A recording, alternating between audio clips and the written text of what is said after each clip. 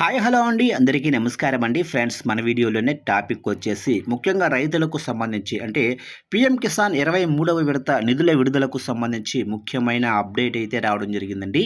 అయితే ఇందుకు సంబంధించిన పూర్తి వివరాలు అయితే మన వీడియోలో తెలుసుకుందామండి. అంటే ప్రధానమంత్రి కిసాన్ సమ్మాన్ నిధి 23వ విడత నిధులు ఎప్పుడు రైతుల ఖాతాల్లో జమ చేస్తారు ఏంటి అనేది క్లారిటీగా తెలుసుకుందామండి.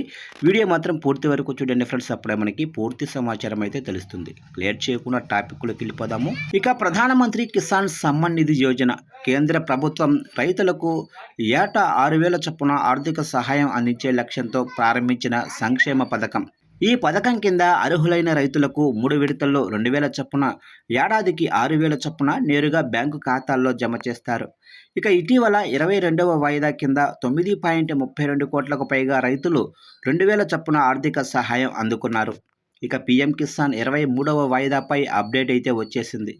జూన్ 18వ తారీఖున వారణాసిలో ప్రధానమంత్రి మోదీ 9,03,00,000 మంది రైతుల ఖాతాల్లో సుమారు 20,000 కోట్లు నేరుగా బదిలీ చేయనున్నట్లు కేంద్ర మంత్రి శివరాజ్ సింగ్ చౌహాన్ తెలిపారు.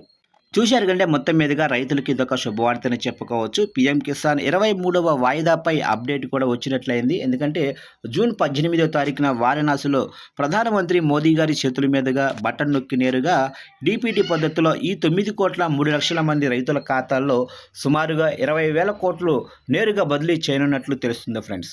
చూశారుగా ఫ్రెండ్స్, అప్డేట్ నచ్చినట్లయితే లైక్ చేయండి. ఇలాంటి ముఖ్యమైన మరిన్ని అప్డేట్స్ కోసం ఇప్పుడే మన ఛానల్ని సబ్స్క్రైబ్ అయితే చేసి ఫాలో చేయండి ఫ్రెండ్స్.